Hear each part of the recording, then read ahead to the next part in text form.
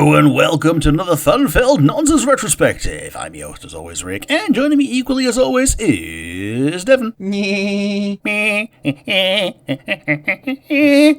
I took a gamble on doing Peter Griffin's laugh, but I can't quite get there.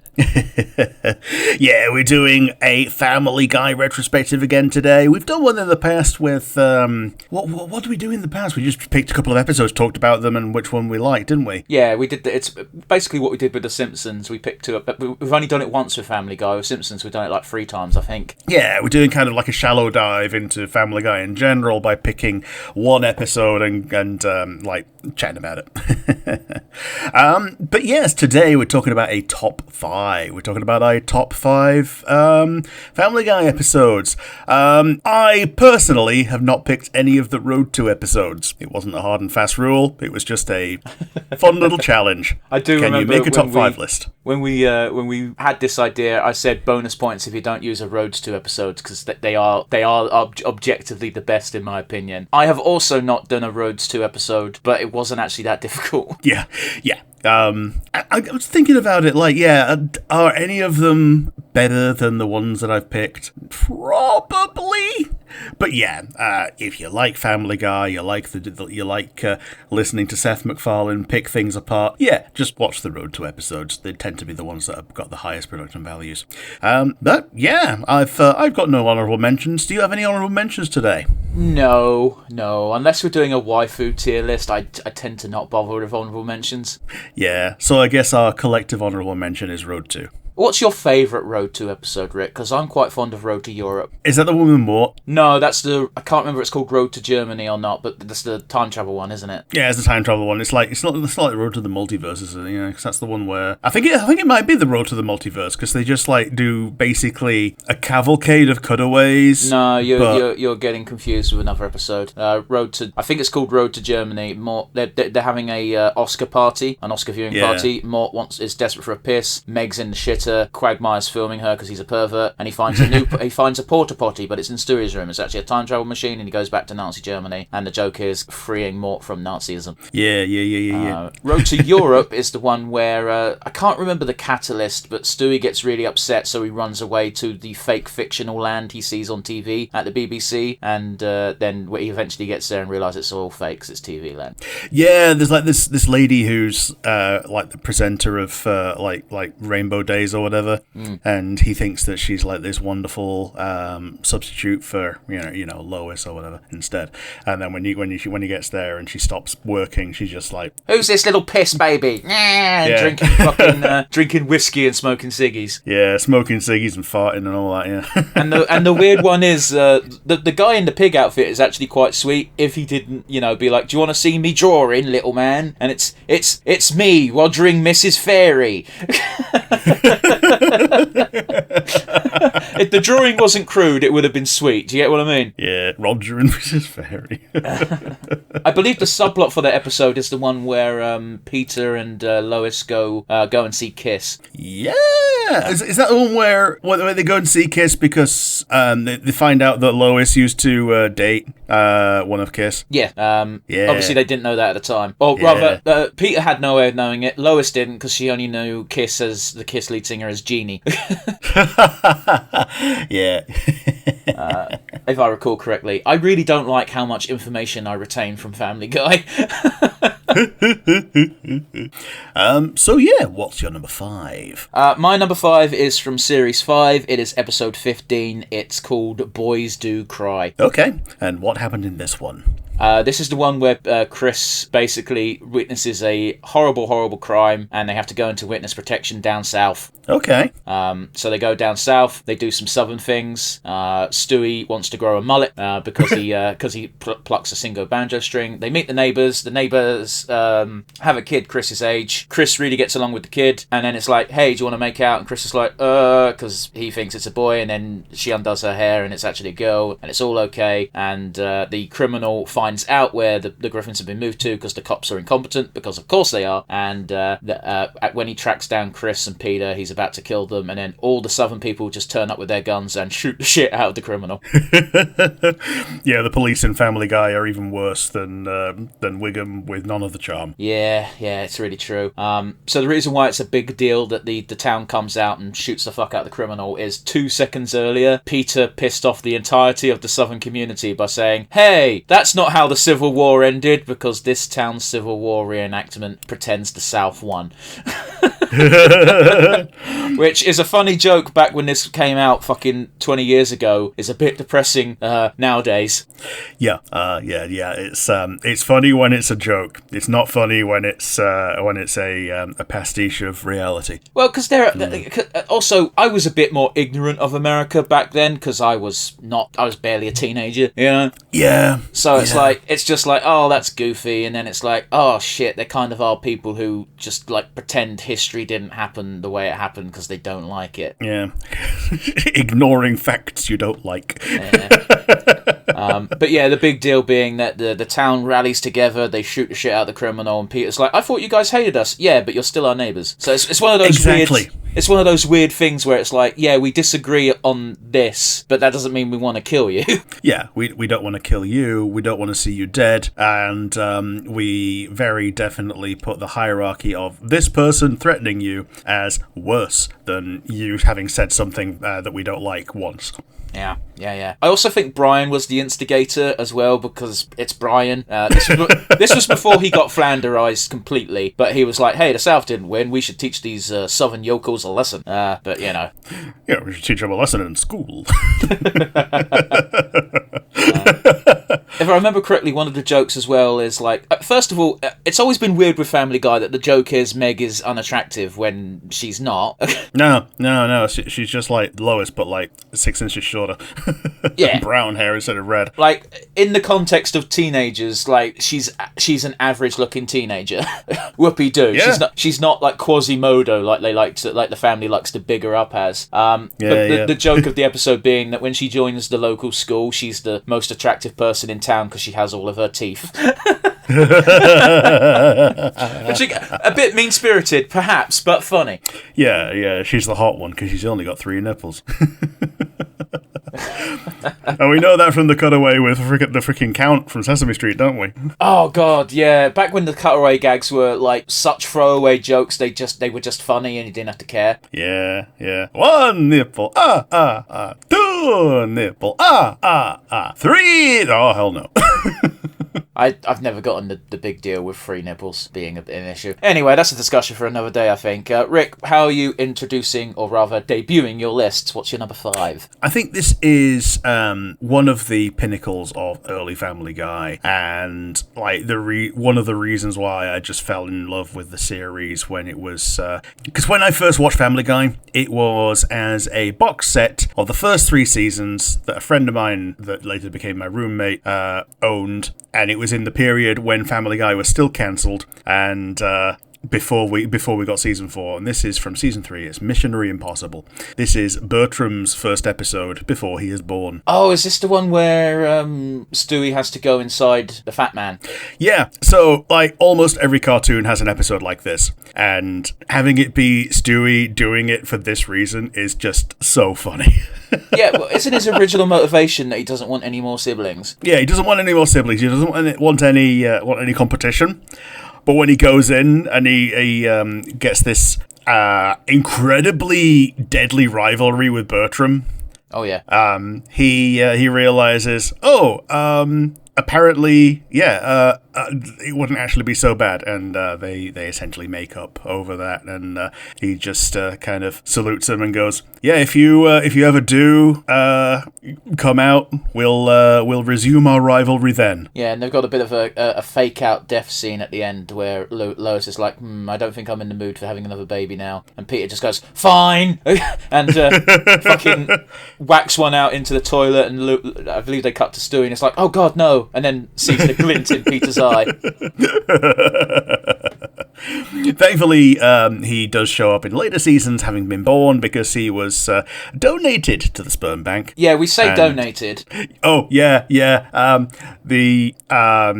When Peter goes and does his donation and knocks over the entire wall of samples and needs to refill them all, because that absolutely did not happen. Absolutely zero chance that happened. I do remember it being an eerily realistic reaction to being covered in random stranger's spunk, where he just goes, It's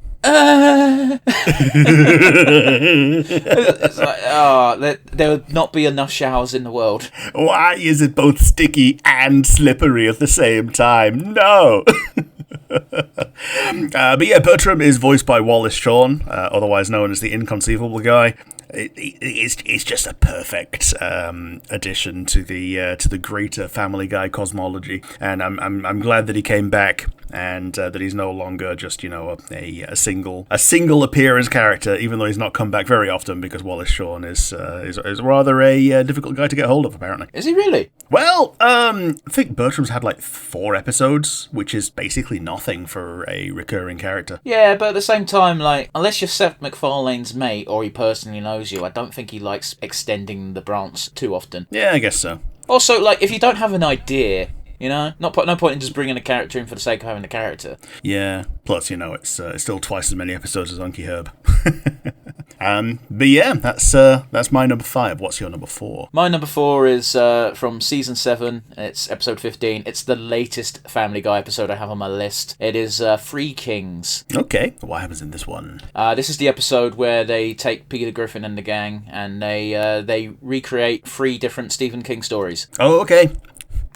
So the first one is, I want to say Misery. Sure. I think that's the one. It's when the author crashes and gets stranded, and the girl tortures him because it's like, oh, you're killing off my favourite character. What? Sure. I think it was called Misery. Fuck, that's going to drive me crazy now, but whatever. The second one was Stand By Me? Yeah, is that the one that is what they reference in Pokemon? Wait, what your mum's watching? What? The 4 boys on the train track. Yeah, they go over a train track. They're on a quest to see a dead body. Yeah.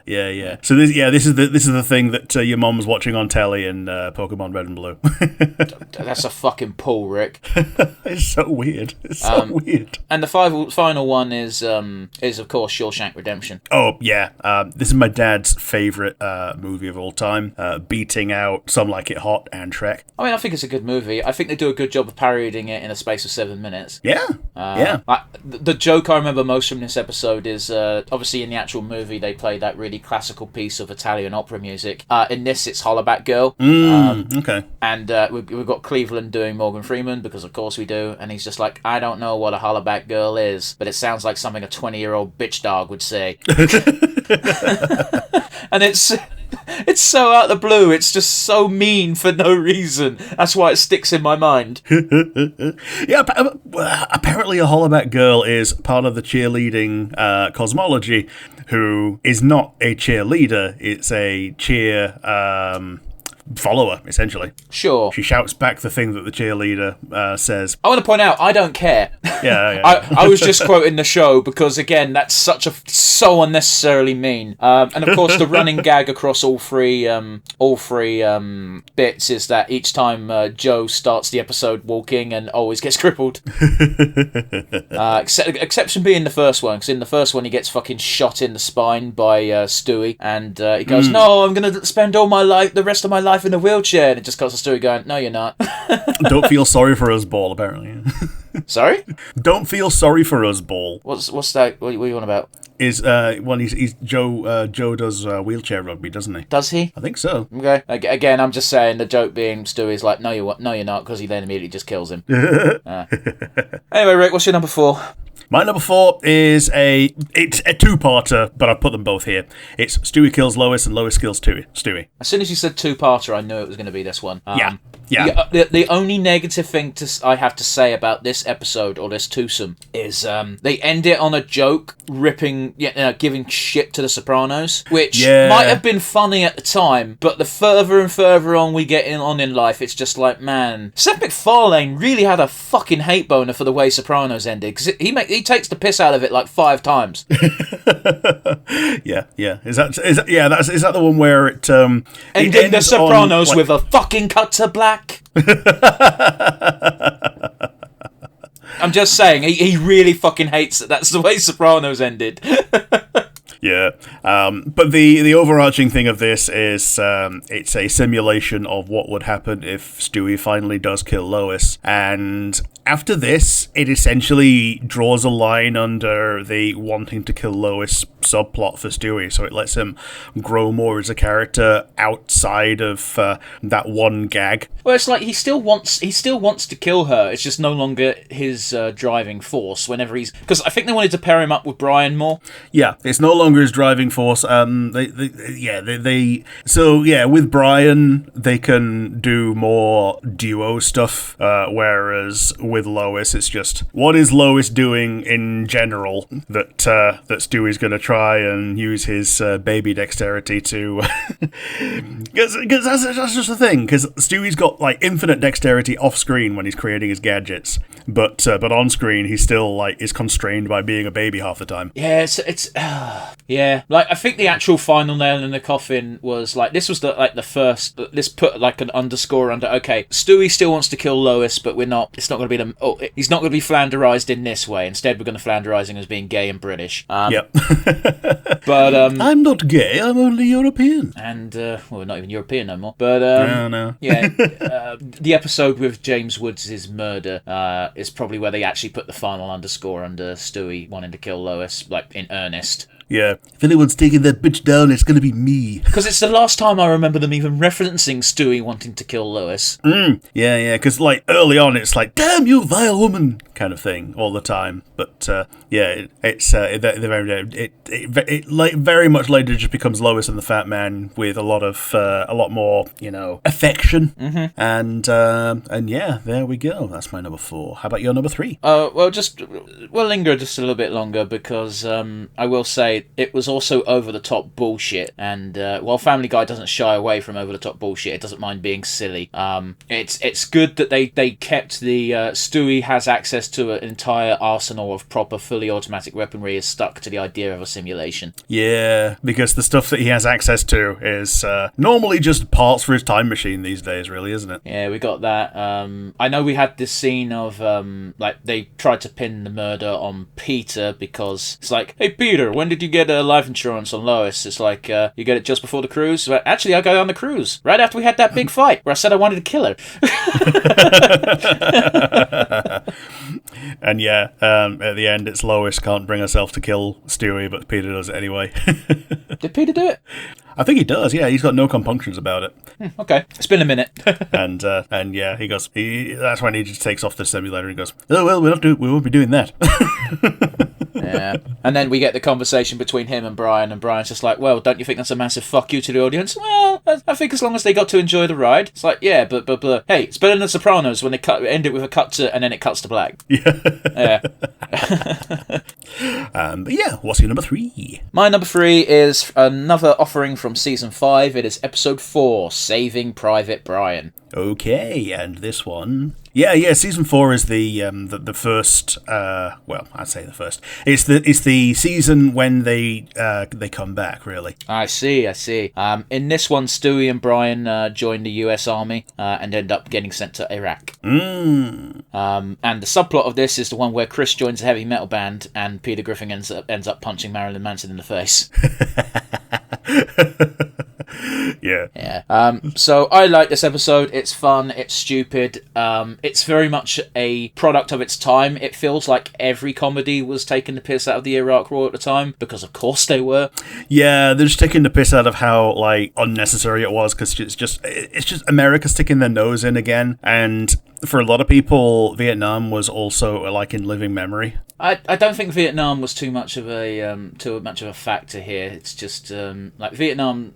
I don't want to get into the politics and history of fucking Vietnam and Iraq, so we're just not going to. It's as simple as that, isn't it? But just know, yes, we know it's more of a complicated issue than not at all. We're talking about Family Guy, for fuck's sake. Yeah. But yeah, no, this episode's great. We get them taking the piss out of a lot of basically military recruitment films. Like I remember the drill instructor straight up telling Stewie, hey Griffin, where you from? Quahog? Well, they've only got two things in Quahog: steers and queers. I don't see no horns on you, boy. Which is just one-to-one taken out of a movie. And yeah, it's some funny stuff. The subplot is arguably funnier at points, depending on your takeaway. Like, for example, Peter doesn't know if Marilyn Manson is a boy or a girl, and when he slugs Marilyn Manson, Marilyn goes, "Ow, what the fuck?" He goes, "Oh, it's a guy," implying that he did not care. Oh yeah. He made his peace. He made his peace with it before throwing the punch. Yeah. And yeah, Marilyn Manson's like, "Oh, if I had a nickel," because apparently this happens a lot, and it did back in the day. Marilyn Manson was a very polarizing figure. A lot of people blamed Marilyn Manson for pretty much everything wrong with any teenager ever, which is it's ridiculous, isn't it? It's so weird that they just pick him. It wasn't just him, like, but he was a good one to point to, because it's like, oh, satanic and that, and it's like at the end of the day, and he'd probably disagree and not like me saying this, but who cares? He's not going to hear it. Marilyn Manson is a shock artist. Yeah. A lot of the things he did to be shocking on purpose to get himself notoriety, and he sure as fuck succeeded. But I don't think you can. I don't think any reasonable person can be like, this person listened to X music and then did Y. Therefore, it's because of X music, not because I'm a shitty parent. Oh yeah, it's parents have been doing this forever. Yeah. Or rather, the media has been demonizing things other than the parents forever, and the parents are going, oh well, yes, I must agree with this. Because, as you said, the alternative is admitting that I'm a shitty parent. Back in the day, it was music. It moved on to violent movies. Quentin Tarantino still gets shit, and it's like Quentin Tarantino's movies are 18s, yes. Sometimes 15s. Kids shouldn't be watching them. That's on you. Yeah, literally. It's meant for adults.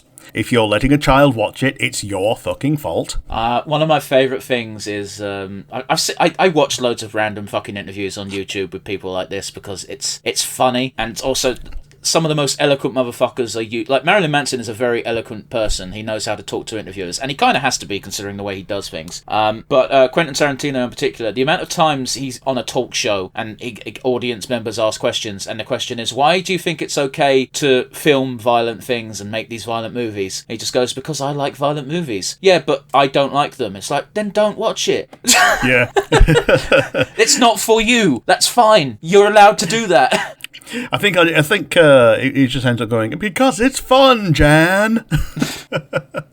I do remember breaking it to a younger colleague at work that Quentin Tarantino is a foot freak, and he's like, how do you know that? And it's like, he is not subtle about it. He will tell everybody he loves feet. Yeah, he'll tell everybody. He's basically the Miyazaki of film. Jesus. All right.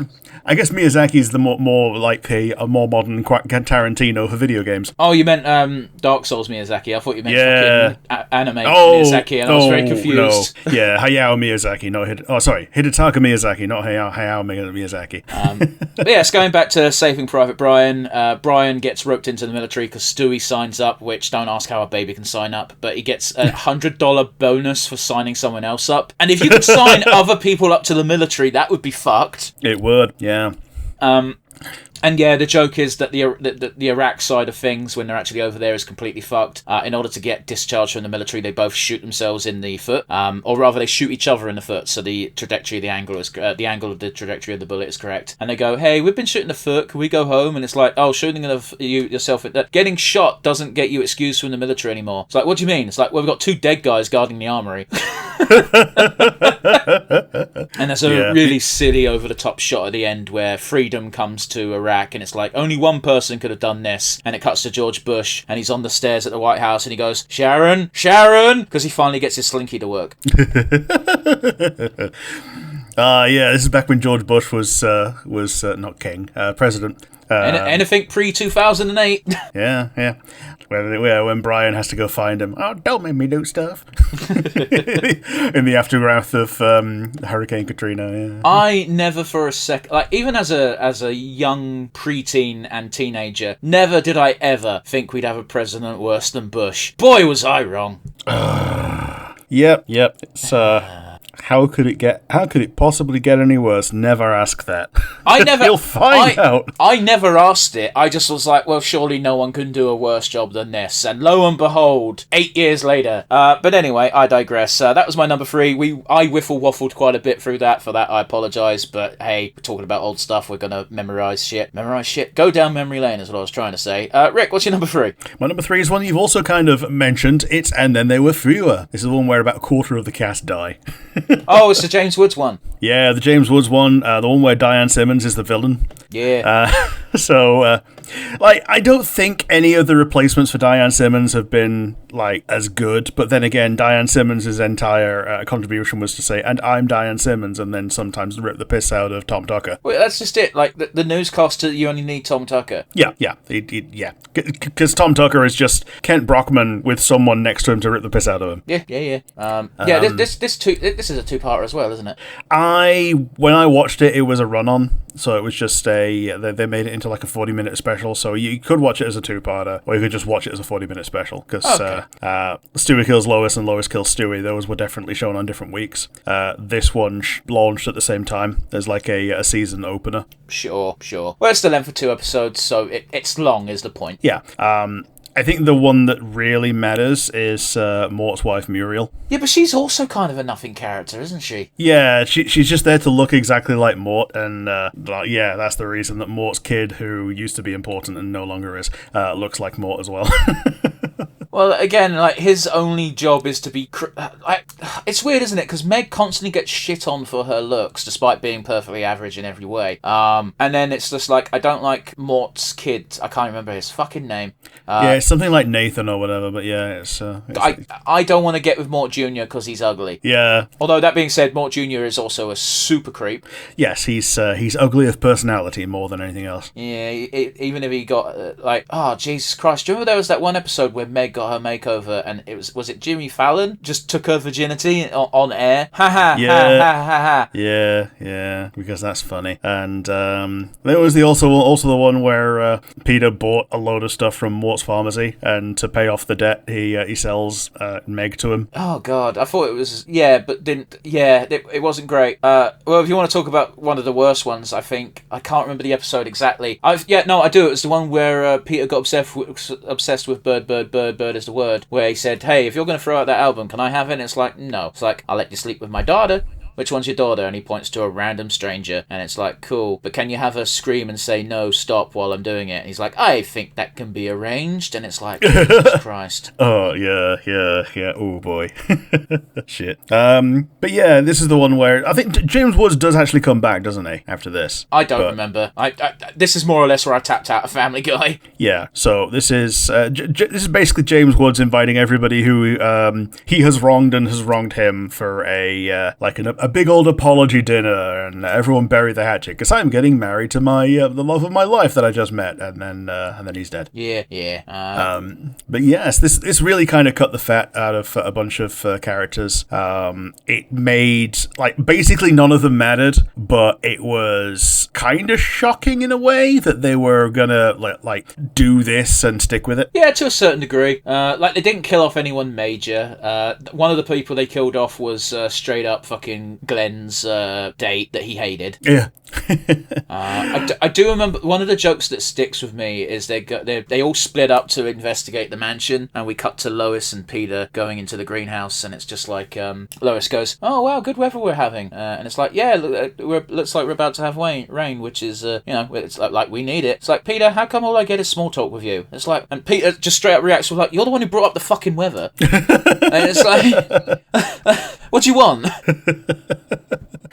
But yeah, that's my number 3. What's going to be your number 2? My number 2 is the first episode of Family Guy I watched, or rather, the first episode I watched that stuck with me. The first time I watched Family Guy was also on DVD, Rick. I picked up a DVD when I was in Wales. I watched it on my portable DVD player, because those used to be a thing. Yeah, they did. And that's what I watched before going to bed. And the episode in particular is from season 2. It's episode 3. It's Da Boom. Da Boom? Yes. Is this the one with the bomb? It's the one set during Y2K. Ah, okay. So Y2K happens. It's a post-apocalyptic bullshit thing. I've told you about this episode before because the family bumps into Randy Newman. Sure. And that's when he narrates the thing that he's doing in the Randy Newman way. Pretty lady walks right up to Randy and she picks an apple. She rubs it on her chest 1 time, 2 times, 3 times, and she bites the apple. And as the family walks away, it's left foot, right foot, left foot, right foot. But there are plenty of good gags. They get cut off by bandits at one point, and they're like, "To cross, you must answer our survey." And they basically do a mini version of Family Feud. Except obviously there's no. They cut to the board. He goes, "Show me potato salad," and they all look at the invisible board. Nothing happens, and the family just fucks off. They just keep walking. Peter Griffin finds his own town where they set up for survivors, and the way they decide jobs is they pull out jobs from a hat. Whatever job you get is what job you do, which bites them in the arse a little bit because near the end of the episode a guy comes in and they're like, "Hey, what did you do before the apocalypse?" It's like, "Oh, I was actually a doctor." And it's like, "Great, we need a doctor." And Peter's like, "Yeah, I sure hope you get it out of the hat." It's like the job he gets is town buffoon. Yep. Hey, that's a good one. You get to wave your penis at people on a Tuesday. Only on a Tuesday. Yeah. The big crux of things being that at the end of it, someone reminds Peter about guns, and he's like, "Oh shit, we should stockpile guns." And everyone goes, "No, we shouldn't, Peter. We're finally a peaceful society. There's no need for guns." And then Peter and co get kicked out of the thing because Peter insists on guns. And then a bunch of mutant Stewie Griffins that are half octopus overrun the town. Oh, because of course they do. Yeah. I'm skipping over some steps, but that's basically the crux of it. And as that happens, it cuts to 2 random fucking people just going, "Hey, you ever heard of irony? Yeah? Well, this is it." Because, they have no guns. The most important thing from this episode, however, it gives us the very first chicken fight. Oh, okay. Yeah. His actual name escapes me, but yeah, it also gives you the reason for it with the expired coupon and everything, doesn't it? Yes, the expired coupon. Apparently they retcon this. Okay. Because when I was looking up some stuff about the episode just to jog my memory, they were like, so in episode fucking 25 from season 15, actually what happened is when Giant Chicken was a teenager, Peter Griffin punched him in the back of the head by accident without realising, and since then he harboured a grudge. But fuck that. Yeah, fuck that. Peter, it's funnier when it just comes out of nowhere. Peter goes into a chicken shop, chicken sandwich shop, whatever, and just goes, gives the coupon and goes, "This coupon's expired. Where'd you get this?" It's like that guy there, and then they lock eyes and they do the big old chicken fight, and it's pretty tame as far as chicken fights go because it was the first one, so they didn't have to trump the prior one. Yeah. But I honestly think it's the best one. Yeah, I guess so. Like like you say, because they're not having to just go over the top to trump it, they can be as kind of grounded as they wanted to be, despite the fact that it's a giant chicken. Yeah, exactly. I've got to be honest with you. I think this joke is only funny twice. This first time because it's very random, and the second time where it feels equally random because it's just a completely unrelated episode, like a season and a half later, and it's like Peter's in the middle of saying something, and he goes, "Ah, crap," and it's because he locks eyes with the chicken, and then they just start fighting. But the problem is, it's the law of diminishing returns, right? Yeah. I think the next time that the chicken is funny is like, the giant chicken is Boba Fett. Oh yeah, that's not bad. That's okay. That's all right. Yeah, but it works, doesn't it? Because Peter's already Han. Yeah. Like that's why it works. But yeah, it's a good it's a good bit of animation as well. It very quickly loses. I don't like it. The further it goes on, the less I care for it, shall we say? Yeah. Speaking of giant chicken, the reason that the Simpsons episode didn't make it onto my top 5 is, well, other than the fact that it's not a great episode in general, is just that it felt like a vehicle for having a giant chicken fight with Homer. At the end of the day, if you're going gonna do Family Guy X Simpsons, you have to have Homer and Peter have a fight. Yeah, probably. I mean, it's just the way it works. I think the way it falls down is like they do end up just destroying Springfield during the fight, and it's like, cool, it's a bit silly. It does give us that great Ralph Wiggum meme, though. Yeah.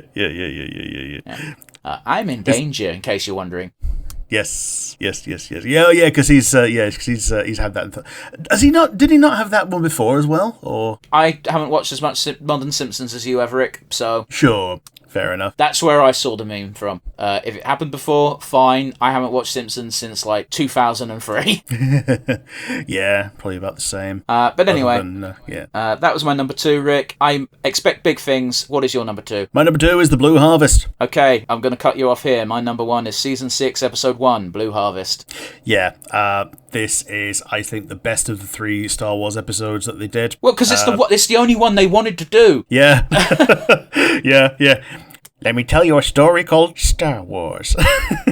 I remember the third one straight up starts with the power going out in the Griffin house, and it's just like Peter Griffin just sighing loudly and going, "All right, let's do Jedi." Yeah. What about the prequels? I guess the Cleveland show's doing that. Cancelled. That's why they got it cancelled. They didn't want to do the prequels. But by then they even start getting American Dad characters in, don't they? Probably. Like the problem is that the more they had enough characters to do A New Hope. Yeah, and then they started reusing characters for the further on they got. Like the gag is that Meg is always something gross. Yeah, in the first episode she's a trash compactor monster. Yeah, the Dianoga. Yeah, I don't remember what she is in episode 4, episode 5 and 6. Probably the Sarlacc pit in 6. Yeah, I think she's like the Sarlacc pit or the Rancor or something. Maybe. But yeah, let's do a quick rundown of the characters. Lois is Leia, which is weird because Chris is Luke.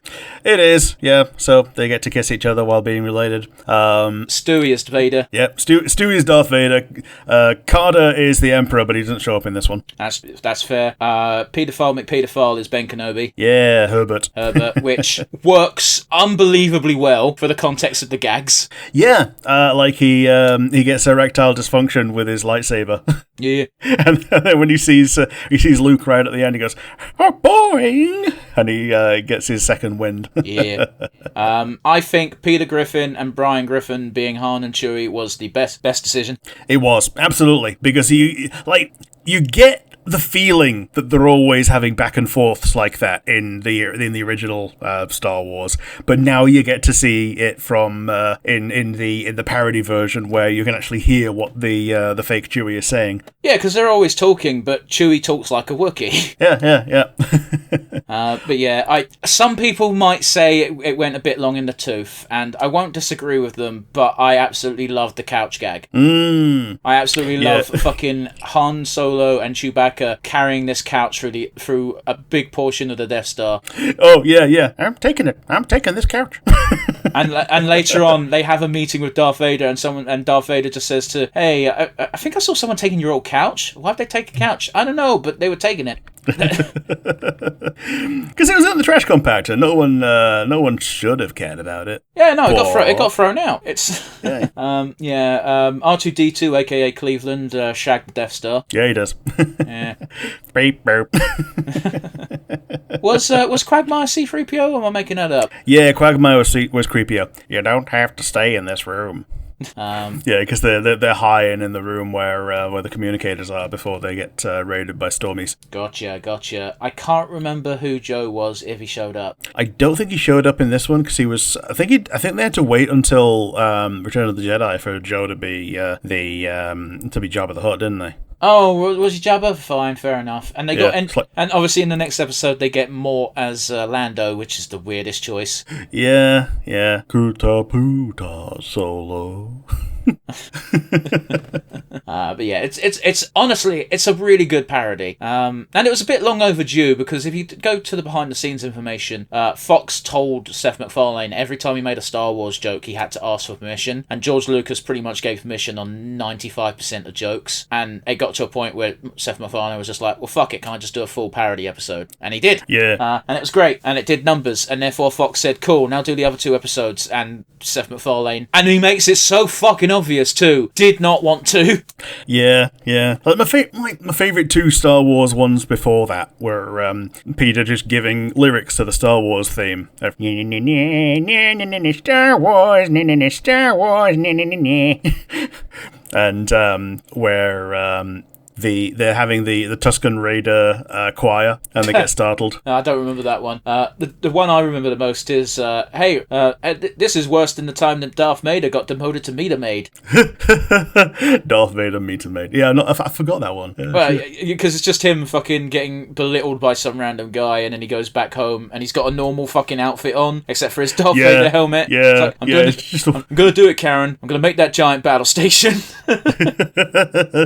And he rings up the fucking bank, and he's like, or goes to the bank. It's like, I'm a bit confused, Mr. Vader. What do you want this loan for? I want to make a giant death station. I want to open a juice bar. The Star Wars jokes are pretty on point, and none of them seem mean-spirited, unlike the Simpsons jokes that they like to make. Yeah. But yeah, anyway. I've got nothing else to add, really, but Blue Harvest is just really good. So much so that when they did the DVD releases, they would sell Blue Harvest on its own. Yes. Whereas the other ones, they, you need quite a lot of episodes. Like, if it's a regular DVD, they can get away with like VHS rules, where it's like 3 or 4 episodes on the VHS. Whereas Blue Harvest, even though it's double, maybe triple length, like it stands on its own as something entertaining enough to stick on one DVD and have on your shelf. And honestly, the behind the scenes features on that DVD did kind of make it worth it. That being said, I paid £2 for it in Kex, so. Sure. So that's my number 2 and your number 1. So I guess my number 1 is Death is a Bitch. Which one is this? Because there's a few death episodes. There are many death episodes, but this is the good one. This is the one where Norm Macdonald is Death. Okay, he did play Death several times. Yeah, so it's his introduction in season 1. This is their first Family Guy, their first Halloween special. Okay. They find a lump on Peter's man boob. Think he might have cancer. Death shows up to the house to take him, and he breaks his leg, doesn't he? Yeah. And then Peter has to go be Death. Basically the same plot as they do in The Simpsons, where death isn't happening. Simpsons did it as part of a Treehouse of Horror, so it only lasted 5 minutes. And I've got to be honest with you, I think Family Guy did it better. Yeah, absolutely. Because they end up with pretty much the same resolution of you've got to kill someone who you don't want to kill to make sure that people know that death still matters. Yep. And the way that Peter does it is he fucks up and just kills the 2 nameless pilots, and that shows that death still occurs, and not the Jonas Brothers, the Dawson's Creek cast. The Dawson's Creek cast? Yeah, it's the cast, the kids of Dawson's Creek. Oh, sure, okay. It's been a minute, and these references are outdated, and they probably weren't outdated back then. This was like 1999 series 1, wasn't it? Yeah, it's basically the only part of Family Guy that happened before the millennium. That's a better way of wording it. In my brain, it was like, before the towers fell. Oh yeah. That was a bit later. But yeah, the millennium, like Daboom being about Y2K, is pretty much exactly about the turn of the millennium. Yeah, but it's weird because almost every single Y2K episode came out after Y2K would have happened, almost as if they were paranoid that it was going to happen. And by the way, it's all well and good to laugh about it now, but like there were tech experts at the time working their bollocks off to make sure it didn't happen. That 1999 didn't roll over into 19100. It wasn't quite the issue, but close enough. We don't need to delve into it, but it's an interesting topic if you want to look into it. A bunch of tech specialists had to work to make sure it didn't happen. Now, it wouldn't have been quite as devastating as planes falling out the sky and shit, but it would have fucked a ton of stuff over. Yeah. Like I think the worst thing that happened was some people's VCRs didn't work properly anymore. Hey, that was a big issue because VCRs were a pain in the ass to set up back in the day. Yeah. Especially if you wanted to set them up in the way that lets them both record TV, and 2, record off another VCR. Yeah, recording off a second VCR.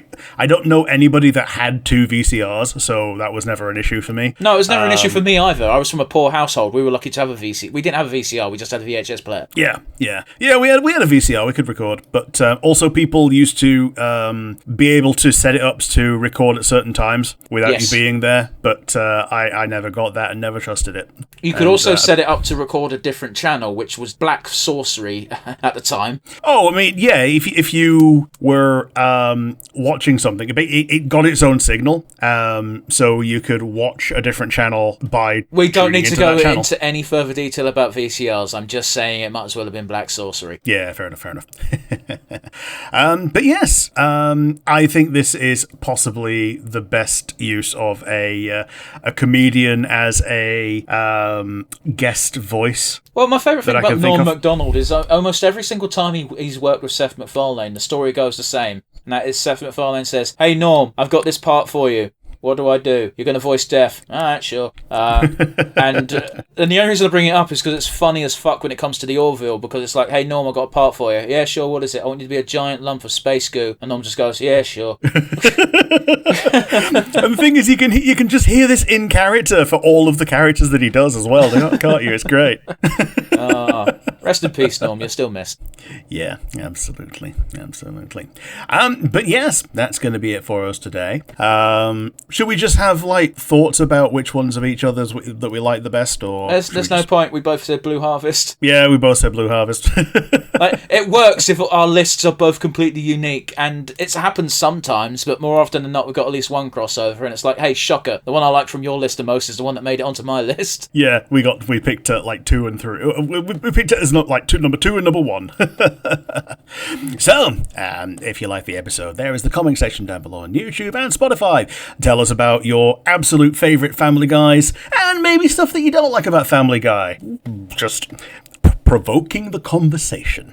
If you don't even have the comic section, for instance, if you're watching on... if you're listening on something that's not YouTube or Spotify, basically. You can instead send us an email to... nonsensereviewuk@gmail.com. Let us know what type of content you'd like to hear from us in the future. We enjoy doing these top 5 lists. They're nice and easy to set up and nice and easy to talk about and waffle about random bullshit. So if there's a top 5 you'd like to hear us do, feel free to let us know. Otherwise, it's going to be a goodbye from us. Bye, Bev. Bye, Bev.